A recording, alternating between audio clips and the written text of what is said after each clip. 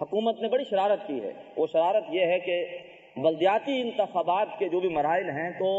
شہر کراچی میں یا یہ ہے کہ ان علاقوں میں کہ جہاں ان کو امکان ہے کہ یہاں شریعت کے حوالے سے کوئی تحریک اٹھ سکتی ہے، شیڈول میں انہی دنوں میں یہاں پر انتخابات رکھے ہیں تاکہ ہماری وہ دینی جماعتیں جو کہ انتخابات میں حصہ لیتی ہیں وہ اس میں مشغول ہو جائیں اور اس دوران ان کی اس طرف توجہ نہ ہو. تو ایسی دینی جماعتوں کو جو کہ انتخابات میں بھی حصہ لے رہی ہیں ان کو حکومت کی شرارت کو سمجھنا چاہیے.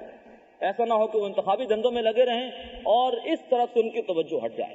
تو یہ بہت سنہری موقع ہے، اس موقع کو ہرگز ضائع نہیں کرنا چاہیے اور یہ ہے کہ حکومت کو مجبور کرنا چاہیے کہ وہ ہماری جو اعلیٰ عدالت ہے اس کے فیصلے کا احترام کرے. مزید ایک درخواست جو کہ آپ سے ہے وہ یہ ہے کہ آپ میں سے جس کا اکاؤنٹ بھی یو بی ایل میں ہے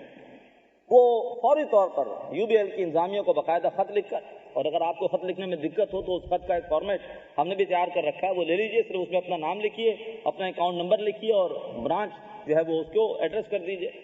ان کو لکھیے کہ چونکہ آپ نے ایک اعلیٰ جو فیصلہ ہوا تھا، تاریخی فیصلہ ہوا تھا، اس فیصلے میں آپ نے رکاوٹ ڈالنے کی کوشش کی ہے، لہذا ہم جو ہے وہ احتجاجاً آپ کے بینک کا بائیکاٹ کرتے ہیں اور ہم آپ کے اس بینک سے اپنا کھاتہ ختم کرتے ہیں. الحمدللہ کہ سب سے پہلے اس کا آغاز ہم نے خود کیا ہے. تازہ خطاب جمعہ ڈاکٹر صاحب کا اگر آپ سنیں گے تو اس میں ڈاکٹر صاحب نے یہ وضاحت کی ہے کہ ہماری جو تنظیم اسلامی کا مرکز ہے ان کے اکاؤنٹ تھے یو بی ایل میں، تو الحمدللہ کہ وہ اکاؤنٹ ہم نے یو بی ایل سے ختم کر دیے. اسی طریقے پر مرکز انجمن خدام القرآن لاہور کے اکاؤنٹ یو بی ایل میں تھے، وہ بھی وہاں سے ختم کر دیے اور باقاعدہ ان کو لکھ کر دیا ہے کہ چونکہ آپ نے غلط کام کیا ہے لہٰذا میں احتجاجاً آپ کے اس بینک سے اکاؤنٹ ختم کر رہے ہیں. اسی طریقے پر آپ بھی، اب اس میں ممکن ہے کہ ہمارے بعض ساتھی یہ سوچیں کہ اس سے کیا فرق پڑے گا، لیکن یہ ہے کہ یہ آپ کی غیرت ایمانی کا ٹیسٹ ہے. آپ قیامت کے دن جا کر کہہ سکیں گے کہ اللہ میں اس حصے میں جو کر سکتا تھا میں نے کیا، نتیجہ نکلا کہ نہیں نکلا، کوئی فائدہ ہوا کہ نہیں ہوا. اور پھر یہ ہے کہ دین کے داعی کا ایک بڑا کام ہوتا ہے اتمام حجت. کوئی بات مانے یا نہ مانے لیکن اس پر حجت پوری کرنا یہ داعی کی ذمہ داری، کوشش اپنی پوری کرے تاکہ قیامت کے دن کوئی شخص آپ پر یہ الزام نہ لگائے کہ انہوں نے مجھے بتایا نہیں تھا. یہ ہے وہ مجرم کہ جن کو معلوم تھا قرآن میں کیا ہے، احادیث میں کیا ہے سود کے بارے میں، لیکن انہوں نے مجھے نہیں بتایا تھا. تو اس حوالے سے آپ تازہ خطاب جمعہ ڈاکٹر صاحب کا سنیں گے، اس میں ہم اور بھی اب اس حوالے سے ایک تحریک اٹھا رہے ہیں اور اس تحریک کے حوالے سے ہمیں آپ کا تعاون بھی درکار ہے کہ آپ بھی اس کام میں ہمارے ساتھ شامل ہوں. دیکھیے دنیا میں دو ہی جماعتیں ہیں، تیسری جماعت کوئی نہیں ہے. ایک جماعت دنیا میں ہے حزب اللہ اور دوسری جماعت ہے حزب الشیطان. حزب اللہ جو اللہ کی پارٹی ہے وہ چاہتی ہے کہ جو چیز اللہ کو پسند ہے اس پر عمل کرے، جو چیز اللہ کو پسند ہے اس کو جاری و ساری کرنے کی کوشش کرے. جو چیز اللہ کو ناپسند ہے حزب اللہ کو اس سے نفرت ہے اور اس کو ختم کرنا چاہتی ہے. اور دوسری پارٹی حزب الشیطان ہے جو کہ اللہ تبارک و تعالیٰ کی نافرمانی پر کاربند ہے، جو کہ دنیا میں اللہ تعالیٰ کی آیات کو عاجز کرنے کی کوشش کرتے ہیں. یہ قرآن کے الفاظ ہیں کہ وہ لوگ کہ جنہوں نے ہماری آیات کو عاجز کرنے کی کوشش کی. اس سے مراد کیا ہے کہ وہ کہتے ہیں کہ ہم اللہ کی بات نہیں چلنے دیں گے، اللہ کی آیات یہ کہتی ہے ہم اس کے برخلاف کریں گے، ہم اس کے برخلاف جو ہے وہ پورے کا پورا نظام اس کو ڈیولپ کریں گے، اس کو چلائیں گے. اب ہم میں سے ہر بھائی اور ہر بہن کو اپنے گربان میں جھانکنا چاہیے کہ میرا شمار کس پارٹی میں ہے. آیا میں حزب اللہ میں ہوں کہ میں حزب الشیطان میں ہوں؟ میں نے کہا تیسری پارٹی کوئی نہیں ہے. اگر ایک شخص فرض کیجئے کہ خود برائی سے بچ رہا ہے لیکن اگر وہ اللہ تبارک و تعالیٰ کی بغاوت کے نظام کے خلاف کوئی جہاد نہیں کر رہا، کوئی کوشش نہیں کر رہا، تو وہ بھی حزب الشیطان کے ساتھ شمار ہوگا. ڈاکٹر صاحب اپنے دروس میں اس بات کو اکثر واضح کرتے رہتے ہیں کہ اگر فرض کیجئے کہ کسی علاقے پر ایک بادشاہ کا استحقاق تھا، اس کی حکومت تھی اور کوئی آ کر اس علاقے پر قبضہ کر لے تو بادشاہ کا وفادار صرف وہ ہوگا جو کہ اس ملک کو واپس لینے میں بادشاہ کا ساتھ دے. جو غیر جانبدار ہوگا، جو اکیلا بیٹھا رہے گا، بادشاہ اس کو بھی اپنا باغی قرار دے گا کہ میرا حق چھین لیا گیا، میرا ملک چھین لیا گیا، اور یہ شخص جو ہے وہ یہ خاموش بیٹھا رہا. تو حزب اللہ میں صرف وہی لوگ ہیں جو کہ نمبر ایک خود اللہ کی اطاعت کرتے ہیں، اللہ کی نافرمانی سے بچتے ہیں.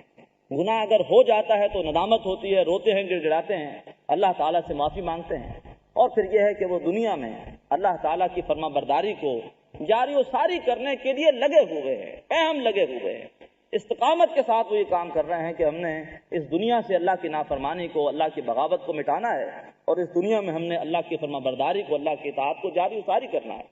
تو اس وقت ہم اب فیصلہ کریں کہ ہم کس پارٹی میں ہیں. ہمارے سامنے الحمدللہ قرآن و سنت سے یہ باتیں آ چکی ہیں. مولانا مودودی صاحب ایک بات کہا کرتے تھے، بالکل 100% صحیح، کہ غیر جماعتی زندگی غیر اسلامی زندگی ہے. لا اسلام الا بالجماع، یہ حدیث کے الفاظ ہیں کہ بغیر جماعت کے اسلام ہے ہی نہیں۔ آدمی پھر جاہلیت کا دور تھا جو کہ اسلام سے پہلے کا تھا، آدمی اس میں رہ رہا ہے، اس لیے کہ بغیر جماعت کے آپ حزب اللہ میں شامل ہو نہیں سکتے۔ آپ سب مانتے ہیں کہ اللہ تبارک و تعالیٰ قرآن پاک میں حکم دیتا ہے کہ برائی کے خلاف مال اور جان سے جہاد کرو، عدل کے قیام کے لیے مال اور جان سے جہاد کرو، لیکن خود سوچے کہ یہ عدل کا قیام، یہ برائیوں کا سد باب، یہ سود کی لعنت، یہ جاگیرداری، یہ جو بھی غلط باتیں ہیں، کیا یہ سب کے سب کسی انفرادی کوشش سے ختم ہو سکتی ہیں؟ جو ہے وہ اس وقت جو بدی ہے، جو باطل ہے، وہ منظم انداز سے چھایا ہوا ہے، اور کسی سیلاب کا راستہ روکنے کے لیے جوابی سیلاب کی ضرورت ہوتی ہے۔ سیل خود ایک سیل ہے، عشق خود ایک سیل ہے، سیل کو لیتا ہے تھام، تو سیل کو تھامنے کے لیے جوابی سیل کی ضرورت ہے،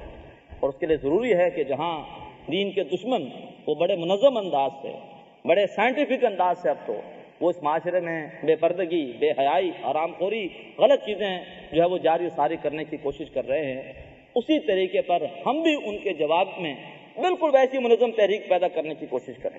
اسی طرح کا ہم بھی ان کو جواب دینے کی کوشش کریں، اور یہ کام بغیر جماعت کے ممکن نہیں ہے۔ محض اگر درس و تدریس اگر محترم ڈاکٹر صاحب کرتے رہتے تو شاید